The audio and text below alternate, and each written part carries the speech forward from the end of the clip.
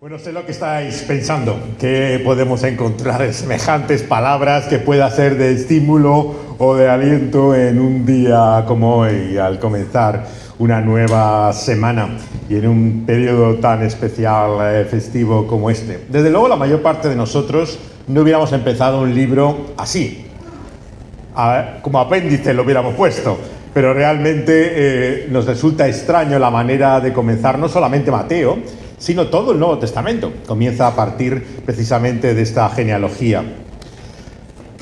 Los que sois, que alguno lo habrá, como yo, aficionado a las historias de misterio policíacas, sabéis que generalmente lo que se basa el caso, el procedimiento, como se le suele llamar, es en buscar los elementos extraños del suceso.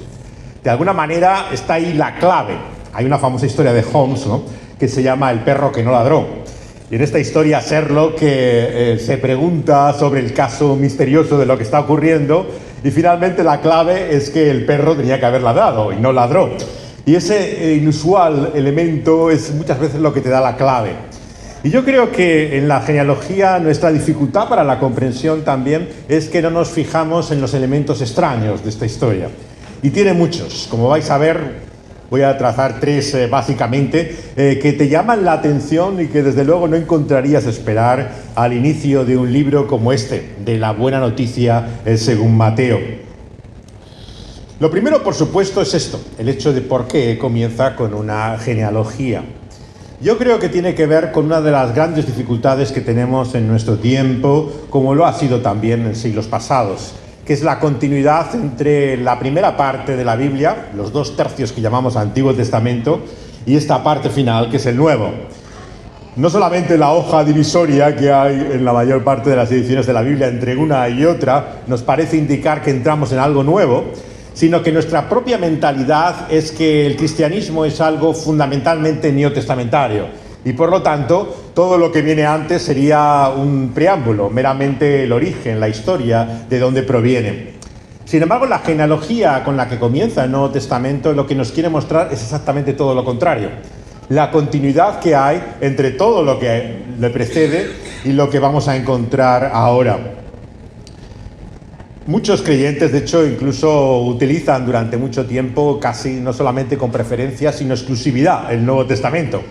Editamos incluso partes de la Biblia para difundir su conocimiento solamente con el Nuevo Testamento.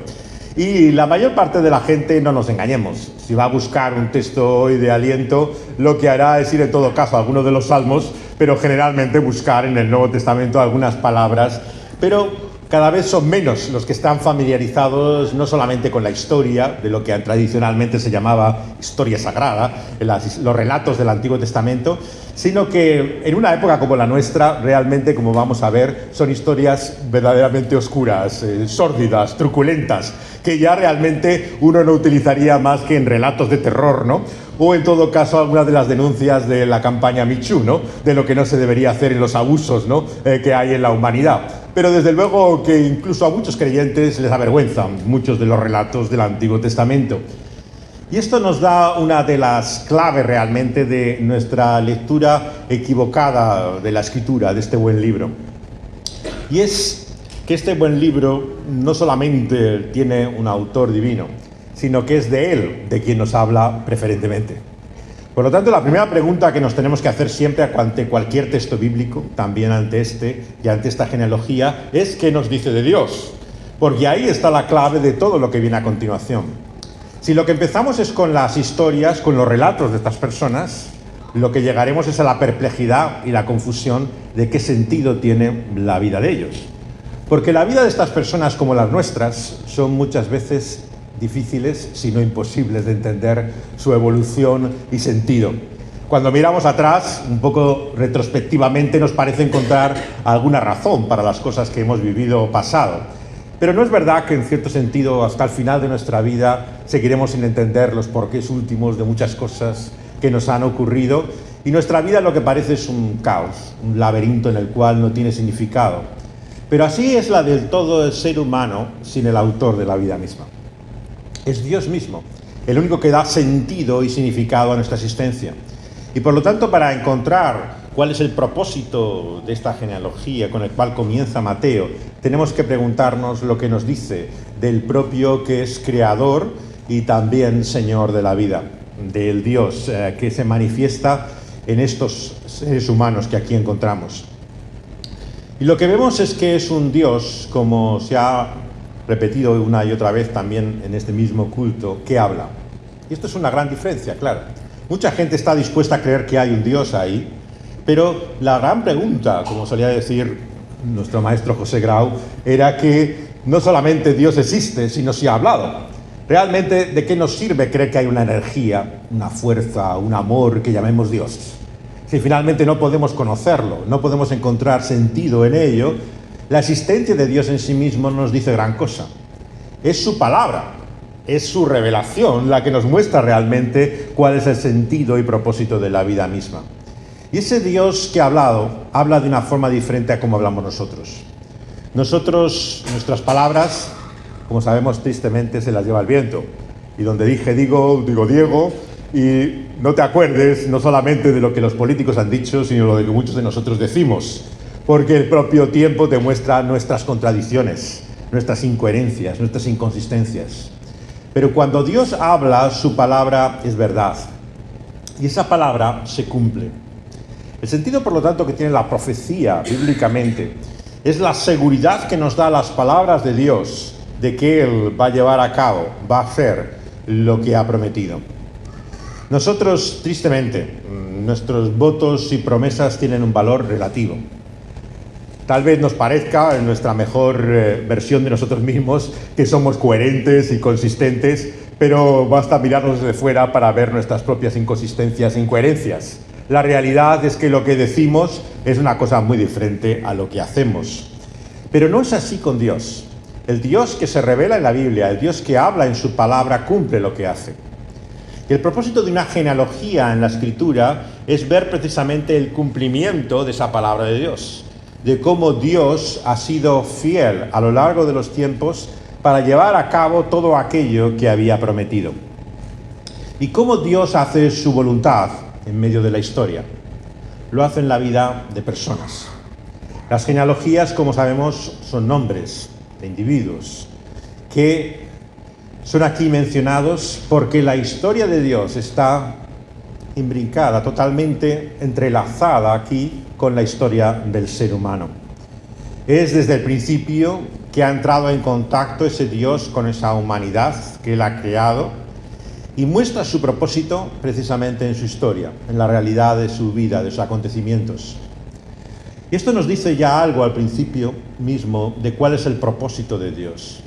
El propósito de Dios es que en medio de esa perplejidad, de ese laberinto, de esa confusión de nuestra vida, podamos encontrar en Él el sentido, el propósito de quiénes somos, de qué es lo que hacemos aquí, de para qué hemos venido finalmente a este mundo. Y Dios quiere mostrarlo, fijaos bien, no en la vida de personas ideales, como vamos a ver, sino de personas reales, tal y como son. Y esto es algo que incluso los creyentes tienen grandes dificultades para entender o aceptar. Entenderían que el cristianismo tiene algún sentido con aquellas personas que admiran, aquellos que les parece que realmente son el ideal de humanidad, el tipo de gente que les gustaría ser. Pero esto no es lo que nos dice la Biblia. Lo que nos dice la Biblia es que Dios muestra su propósito en personas, como vamos a ver, con todas sus miserias, con todas sus vergüenzas, con toda la realidad mezclada, mixta, contradictoria de la existencia misma, de luces y de sombras. Y por eso tenemos que quitarnos de la cabeza de entrada ya esta visión de un cristianismo ideal, romántico, maravilloso, de la persona íntegra, consistente. Este es verdaderamente el creyente. Aquel que sigue a Jesús es aquel cuya vida es no solamente digna, ¿no?, sino admirable, nos merece el respeto. Si ese es nuestro criterio, ya podemos tirar este libro a la basura, porque desde luego es el peor ejemplo de lo que significa esa vida de dignidad, coherencia y consistencia en muchas de las personas que vemos aquí en el mismo texto de genealogía. Por eso tenemos que acercarnos también, sin entrar en detalle en las historias de todos ellos, para ver hasta qué punto, ¿no?, este Dios que es el Señor de nuestra vida no se avergüenza de nosotros. Si uno quisiera mostrar sus antecedentes, su currículum, de dónde viene, cuál es realmente su origen, mostraría aquello de lo que está más orgulloso. Pero nuestro Dios es tan extraño, ¿no?, que cuando quiere mostrar su propósito, pone a veces aquellos que nos parecen los peores ejemplos. El listado aquí que encontramos de nombres es sorprendente, totalmente asombroso, ¿no? En primer lugar, porque no hace distinción de género. Tenéis que saber que en el mundo antiguo, lejos de nuestra sociedad actual, la mujer figuraba en un papel claramente secundario. Era una cultura patriarcal, y en ese patriarcado los únicos nombres a recordar de la historia eran los de varones. Aquí encontramos no solamente una o dos, sino un buen número de mujeres que no esperaríamos encontrar en un listado de la antigüedad como es la Biblia, que realmente no aparecerían el nombre de ellas. Pero además lo que encontramos es que todos ellos, ¿no?, son personajes que, conociendo su historia en la primera parte de la Biblia, en el Antiguo Testamento, tienen realmente mucho de lo cual podemos ciertamente encontrar de sombra y de oscuridad en sus vidas. En grado claro, podemos considerar que prácticamente no hay mucho de lo que despreciemos en este mundo que no está en la vida de estas personas. Encontramos incesto, prostitución, encontramos idolatría, todo tipo de realmente de vidas que consideraríamos lamentables a la luz del propio propósito de Dios que Él ha establecido en su ley. Los personajes que aquí encontramos viven un auténtico desastre moral. Y esto para algunos será un problema, pero para otros es una razón de esperanza. Quiere decir que el desastre de nuestra vida no sabemos si tendrá remedio, pero por lo menos nos sentimos identificados con algunas de estas personas. Y esto ya nos dice algo sobre el sentido de lo que Mateo quiere al comenzar este libro. Toda esta buena noticia que Mateo tiene va dirigida no a los sanos, sino a los enfermos, no a aquellos que tienen una vida irreprochable y que por lo tanto mantienen el más alto concepto de disciplina, de orden y de moralidad, ¿no?, sino que Él se dirige a aquellos que se ven francamente perdidos, que se encuentran realmente en ese caos en el cual muchas veces nos hallamos. Como está estructurada esta genealogía es de una forma también bastante sistemática, bastante clara, nos lo dice al final, ¿no? Hay 14 generaciones que van marcando, ¿no?, desde el principio hasta el final, que no es un nombre, sino que es un lugar, Babilonia, el último de los que aparece. Y en ellos encontramos lo que se podría considerar el antecesor, el que se figura como una figura paterna, no es a veces el padre o el hijo, sino digamos el antepasado de él, igualmente que el hijo no es muchas veces el hijo, sino que es el descendiente, ¿no?, aquel que viene también de ese origen. Y está encuadrado así en una serie de movimientos que giran en torno a algunas figuras centrales de toda esta primera parte de la Biblia. De un modo especial, claro, se destaca desde el principio a David. David es un personaje, sin lugar a dudas, central en el propósito de Dios. Primero porque es en él que se da la promesa de lo que se llama el reinado, el gobierno de Dios en la tierra, que es como una forma de monarquía. David, vemos que no es el primer rey que hay en Israel, pero sin embargo es aquel conforme al propósito de Dios, aquel que realmente quería Dios en el cual cumplir su propósito.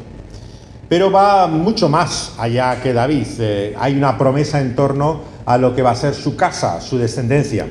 Si leemos así en 2 de Samuel, capítulo 7, en el Antiguo Testamento, 2 de Samuel, capítulo 7, versículos 12 y 13, dice lo siguiente acerca de las promesas que Dios tiene acerca de él y de su casa.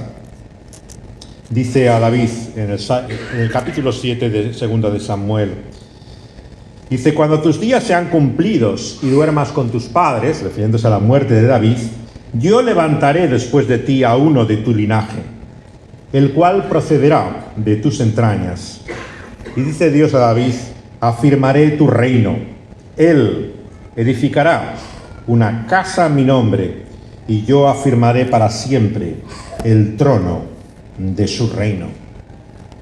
El concepto de reino, por lo tanto, es clave para entender no solamente el Antiguo Testamento, sino toda la Escritura.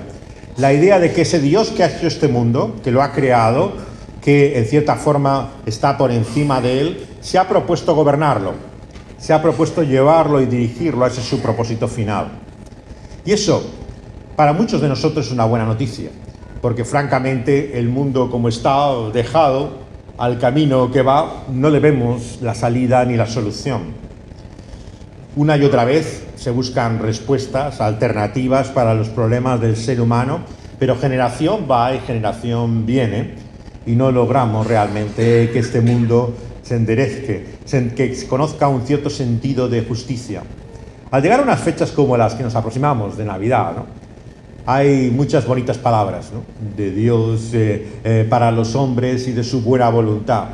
Pero si realmente lo que creemos es que lo que Dios tiene para nosotros son buenas intenciones, buenos deseos, buena voluntad, si lo único que Dios tiene para nosotros es el deseo de que podamos vivir en paz, francamente, digámoslo claramente, es un verdadero desastre, un fracaso.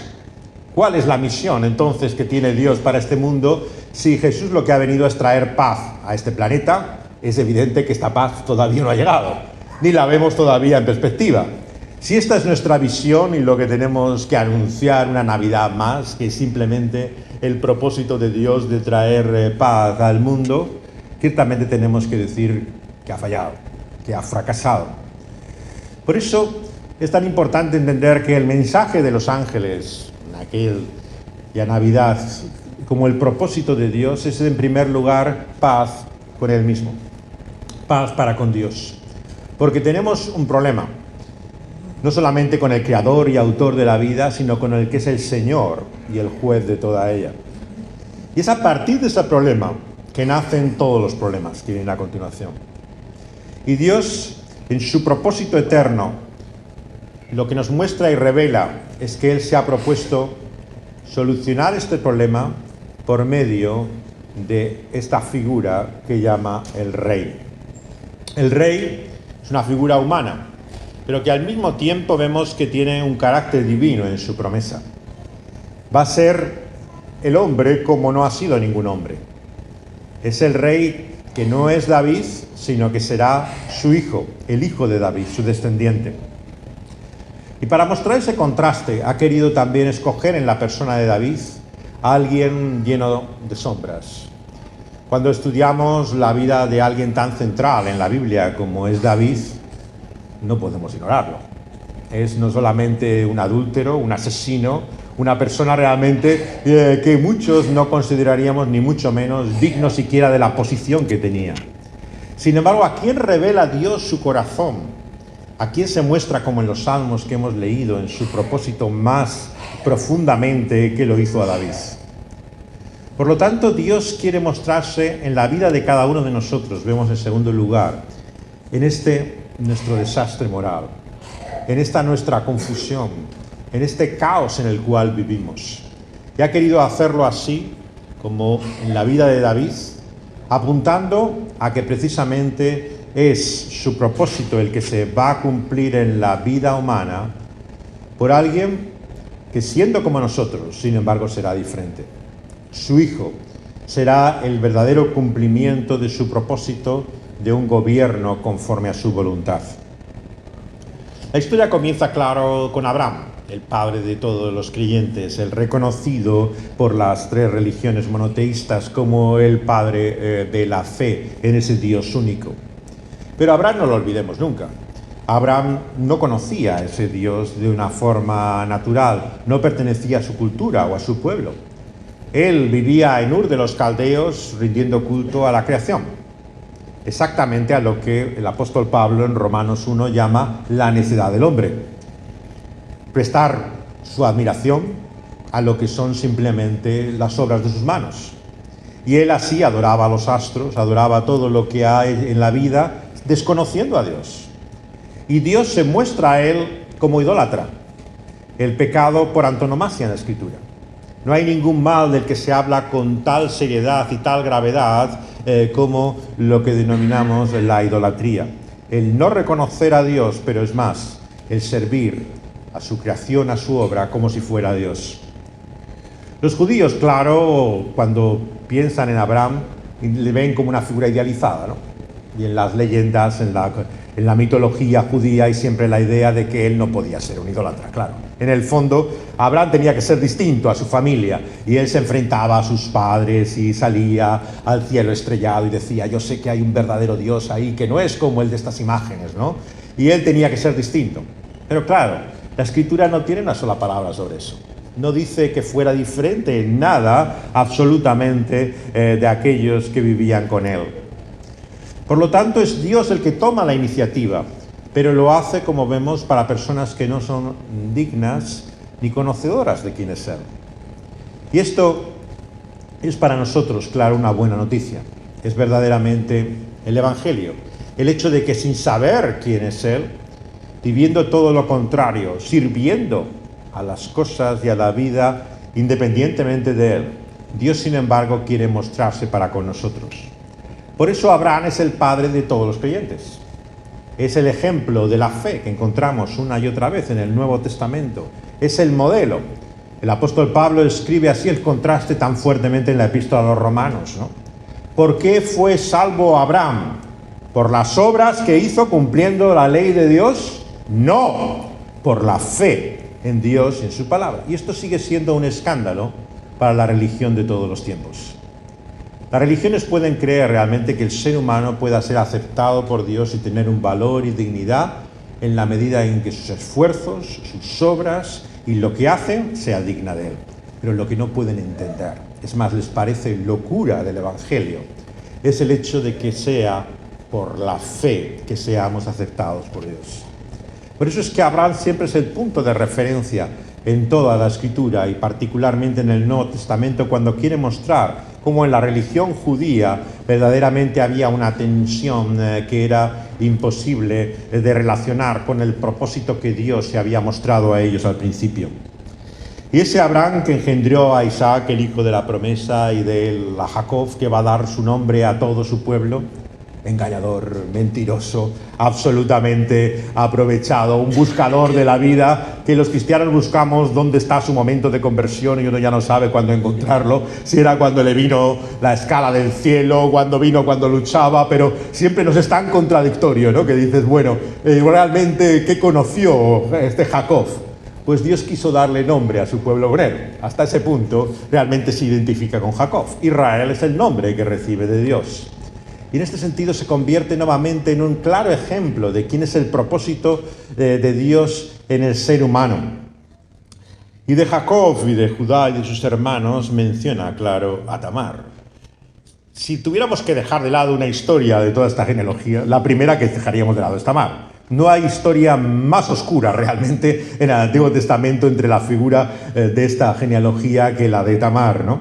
Tamar es una mujer, bueno, los eruditos se debaten si era una prostituta en el culto ritual o era si era prostituta normal. Lo que no hay duda es que se dedicaba, evidentemente, a utilizar su cuerpo para ello y que además acude a su propio suegro para levantar una descendencia que es la que viene a continuación.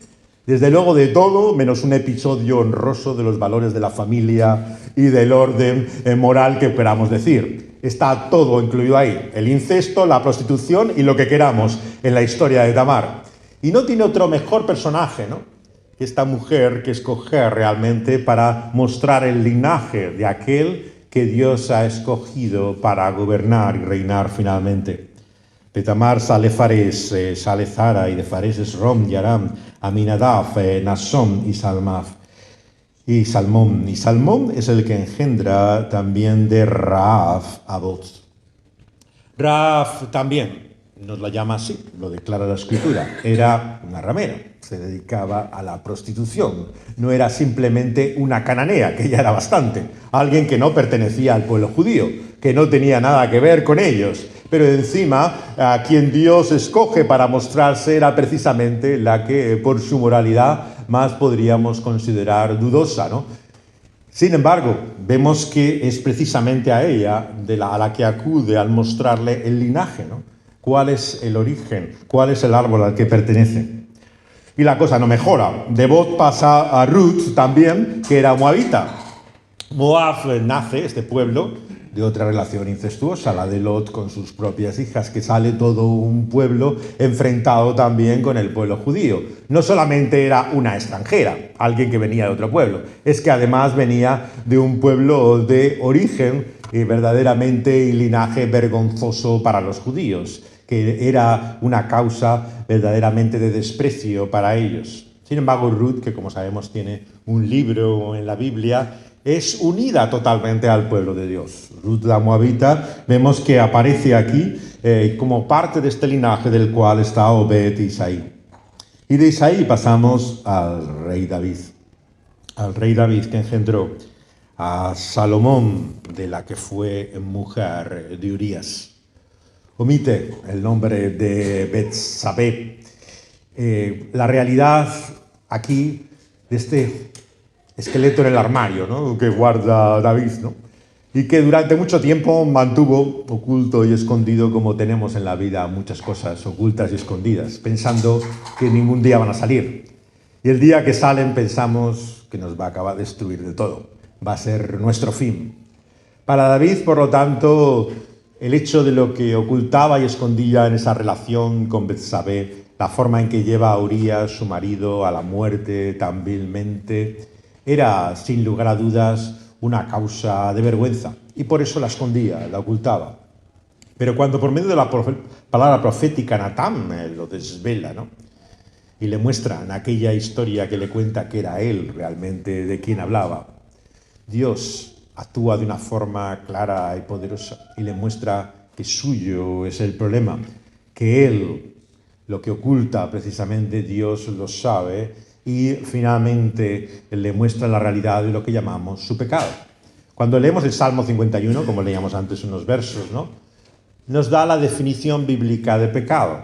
Contra ti he pecado. Bueno, contra ti, bueno, también pecó contra más, ¿no? Y nos pensamos, bueno, aquí ¿qué está diciendo? Es que no reconoce el mal que ha hecho, ¿no?, para Urías en primer lugar, ¿no?, para con la propia Betsabé. Pero lo que está definiéndonos es hasta qué punto la Escritura entiende el pecado de una forma diferente a como lo entendemos nosotros. El pecado muchas veces para nosotros son eso, nuestras vergüenzas, las imperfecciones, las cosas que realmente nos arrepentimos en el sentido de que no nos gustaría haber hecho o lamentamos sus consecuencias. Pero el pecado, a la luz de la palabra de Dios, tiene unas dimensiones tremendas, ¿no? Es este fracaso moral, ¿no?, que tenemos en primer lugar para con Dios. Y de ahí viene todo otro mal.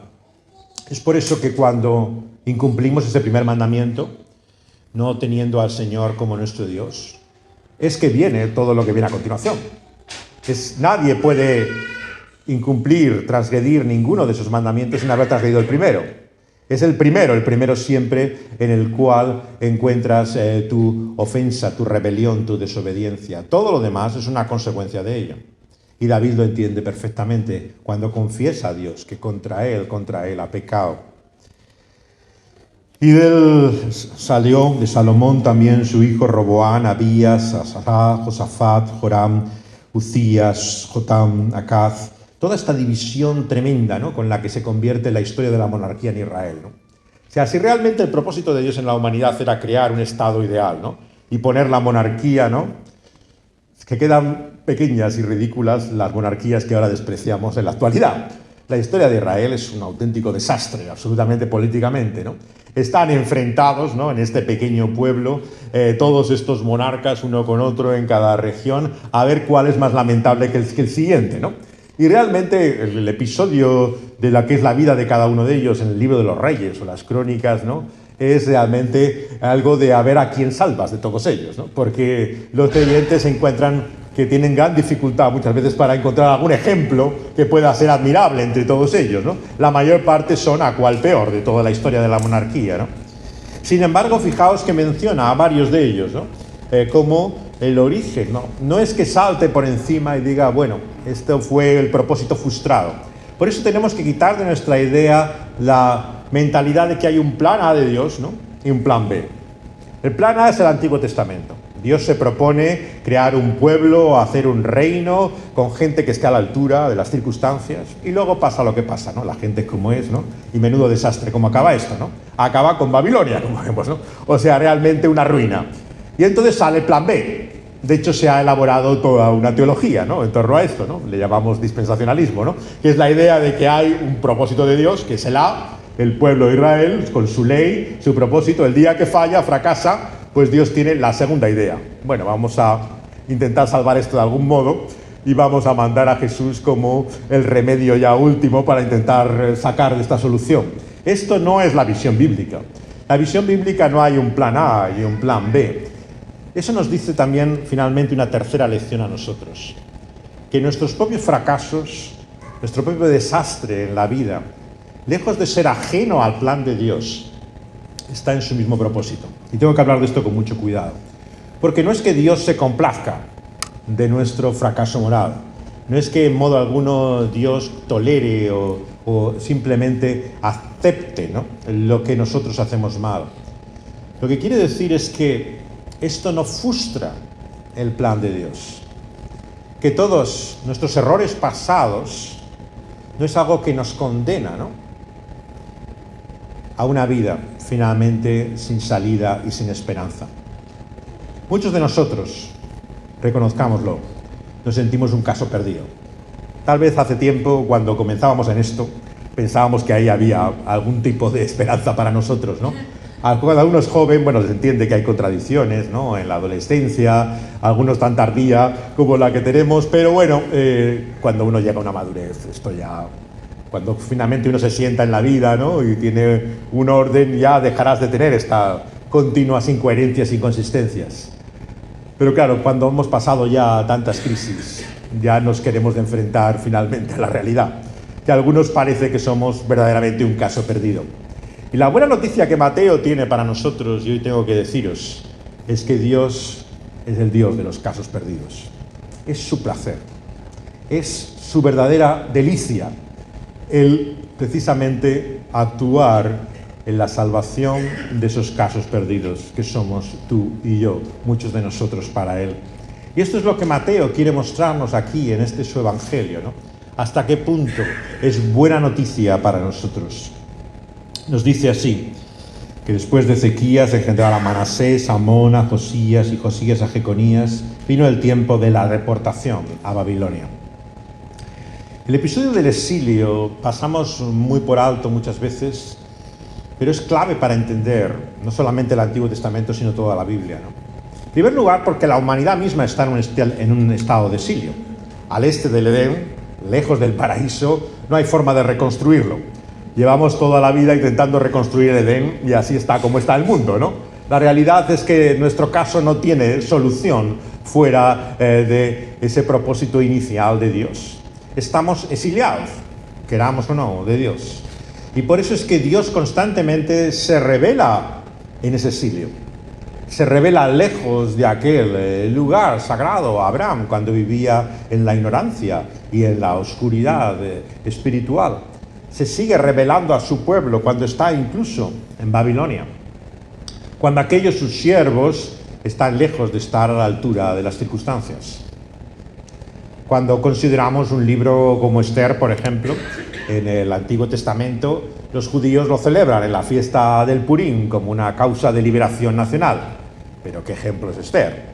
Ni Esther ni Mardoqueo eran fieles hebreos servidores de la religión de Israel. Estaban tan integrados en esa cultura pagana para ellos que no podían ni revelar su identidad. No podían decir ni quiénes son. ¿Cómo se iban a privar de hacer todo lo que hacían todos sus paisanos y compatriotas en aquel lugar del exilio en que estaban? Estaban perfectamente integrados. Y aquí encontramos ejemplos como Daniel, de resistencia, de intentar no conceder todo, digamos, a ese régimen pagano. La realidad de muchos era más bien la de Esther. Gente que está absolutamente absorbida como nosotros en la cultura en que vivimos. Y esta es finalmente la gran dificultad que tenemos cuando queremos seguir el camino de Jesús. ¿No debiera ser el cristiano alguien diferente a aquellos que le rodean? Pero seamos honestos. Eso nos parece a nosotros, que somos tan diferentes. Pero la gente que nos ve, tú no me engañas, Yo sé cómo eres. Tú te pretenderás ver muy santo y muy cristiano, pero yo veo tus contradicciones, yo veo tus incoherencias. Y una y otra vez vemos esa tremenda aversión, alergia que tenemos a ser distintos. La misma que tuvo su pueblo desde el inicio. Desde que Dios quiso hacer de ellos un pueblo especial y santo, lo último que querían ellos es ser diferente a los demás y ser distinto. Hasta el mismo rey querían que fuera como los otros reyes.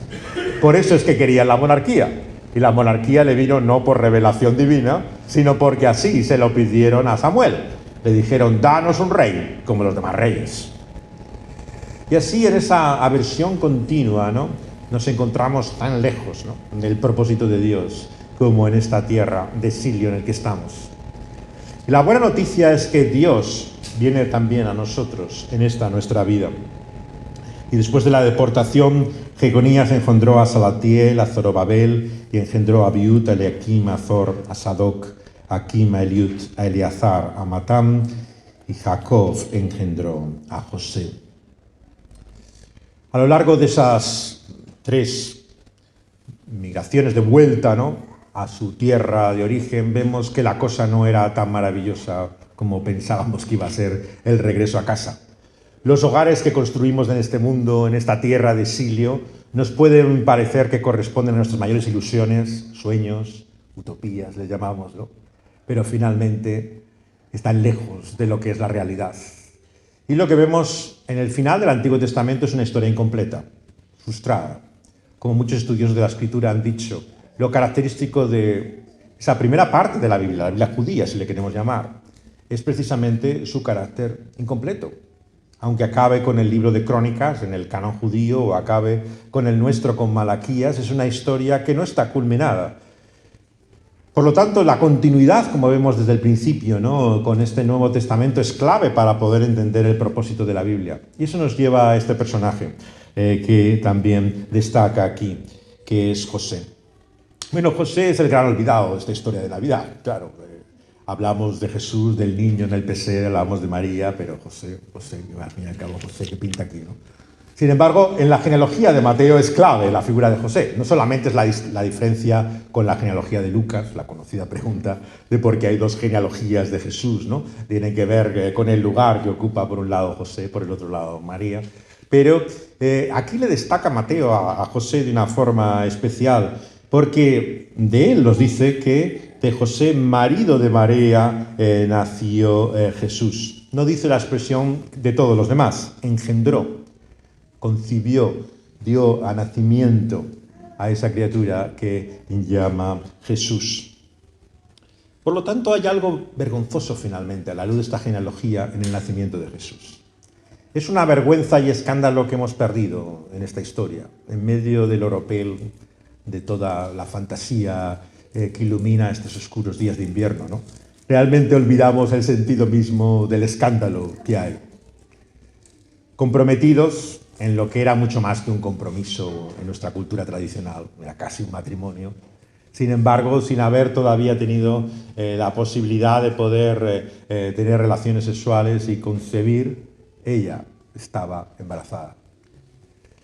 La historia, en la mentalidad de la honra, ¿no?, y de la posición que tenía una mujer virgen entonces, es mucho más escandalosa que lo podamos imaginar, incluso en la sociedad más tradicional que hayamos conocido. Estamos hablando en el mundo antiguo del valor que se le daba a la virginidad, que era una cosa excepcional, totalmente extraordinaria y que se consideraba fundamental en alguien como María. Y se encuentra José con este escenario. Él no es el padre, y sin embargo María está embarazada. Es así como Dios finalmente en su propósito eterno quiere cumplir su obra en este mundo. En medio de un contexto de moralidad dudosa, de ambigüedad, de rumores y de diretes. Sí, dice que debiera de los cielos, ya. Sí, virginalmente concebida, ¿no? Sí. Y luego nos lo creemos, ¿no? Realmente, en ese contexto realmente de duda y de ambigüedad es en el que Dios quiere traer también a esta criatura que pone el mismo nombre, Jesús, porque salvará a su pueblo de sus pecados. Leemos a continuación que recibe su nombre. El mensaje cristiano, por lo tanto, es finalmente de salvación. de rescate. No es un mensaje de mejora, reforma, superioridad moral, de cómo llegar a ser nuestra mejor versión de nosotros mismos. No se trata simplemente de exaltar la dignidad de nuestros ideales o valores. Es de, literalmente, venir a librarnos y sacarnos de esta miseria en la que estamos, porque por nosotros mismos no podemos hacerlo. Y José debía aceptar a ese niño y debía tomar a María, con la que estaba desposada, como mujer, como cada uno de nosotros debemos aceptar y tomar a Jesús en nuestra vida. Y hay un coste, hay un precio, hay una vergüenza, si queremos decirlo, en ello. Pero precisamente todos estamos, hombres y mujeres, en esa situación que José está aquí. O podemos aferrarnos a nuestra dignidad y a nuestra honra y decir, yo no me humillo, yo tengo otra estima de mí mismo, tengo otro reconocimiento. O como José, ante ese mensaje de Dios revelado a él, los sueños por los cuales le dice que tome a María, su esposa, que viene esa criatura de Dios, recibir con esa extrañeza, con ese asombro y rareza, la realidad de que finalmente ese era el propósito de Dios, el que recibiera esa criatura. Porque Jesús es llamado el Cristo, nos dice el versículo 16. El Cristo no es el apellido. El nombre en la Biblia, en el Nuevo Testamento, es Jesucristo, Jesús el Cristo. Y van ambos unidos. Jesús, hay muchos Jesuses, claro, tantos como queramos imaginar la historia. Pero Jesucristo es el que encontramos en el relato de los Evangelios con ese título del ungido, del Mesías, de aquel que Dios había escogido. Los judíos esperaban un Mesías, pero ese Mesías era generalmente humano. Era un caudillo, un monarca, un libertador, ¿no?, de su pueblo. Pero en el carácter del Mesías no estaba la idea divina en su persona. Estaría en el propósito, en la misión que tenía, pero no en él, ¿no? Por lo tanto, no nos sorprende que la historia del Evangelio que Mateo nos cuenta a continuación no es tanto cómo creyeron, se humillaron y el pueblo judío recibió con brazos abiertos a ese Mesías, sino cómo le malentendió, le rechazó, literalmente le despreció. Podríamos decir que el tema del Evangelio, en cierto sentido, no es cómo llegaron a creer en Jesús, sino por qué no llegaron a creer todos los que no llegaron a creer en él, que son la mayoría. La gente veía lo que decía, contemplaba sus milagros, podía ver su poder singular, excepcional, pero la realidad es que no lo aceptaban, no le creían. Es la historia de su rechazo y desprecio hasta ser llevado a aquella cruz, ¿no? Así que todo el propósito de Dios en la historia a lo largo de estas generaciones, de Abraham a David, 14, de David a Babilonia 14 y de Babilonia hasta Cristo 14, con la que acaba nuestro texto, ¿no?, te muestra cómo Dios tiene un propósito, ¿no?, a lo largo del tiempo y lo va a cumplir, aunque sea de la más extraña manera. Y esta es finalmente la confianza que podemos tener. Lo que quiere decirnos desde el principio mismo de su Evangelio Mateo es que, aunque tu vida y la mía parezca un desastre, ¿no?, que realmente no le veas el sentido, la coherencia, la consistencia, Dios está llevando a cabo una obra y lo hace en medio de esa nuestra confusión, lo hace en medio de ese caos en el que estamos, pero lleva a cabo su obra perfectamente y solamente le hace por una manera, por medio de Cristo Jesús. Y esto es lo que debemos llevarnos finalmente de esta palabra esta mañana. Fuera de Jesús no tenemos esperanza. Está en su salvación y en su rescate nuestra única oportunidad y manera de poder finalmente llegar a un buen final. Y por eso le debemos pedir, como a José en esta mañana, que podamos recibirle aunque no entendamos lo que está Dios haciendo. ¿Cómo puede venir de lo alto, de esa forma tan extraña, su propósito? ¿Cómo Dios puede de esa criatura, venida al seno de María, Jesús, darnos la liberación y salvación? Pero como José debemos esperar y aguardar, pensando que Dios sabe mejor que nosotros lo que hace. Y que finalmente este es el principio del fin, del cumplimiento de lo que es la culminación de su propósito. Y que en el nacimiento de aquel niño estaba el anuncio también de un final feliz. Si conoces algo de esta escritura y de este libro hasta el final, algunos hemos cometido el terrible spoiler de la conclusión y os la avanzamos, os compartimos el destripe de esta historia final. Os aseguro que acaba bien. Y cada vez que dudemos de que esto finalmente llegue a buen término,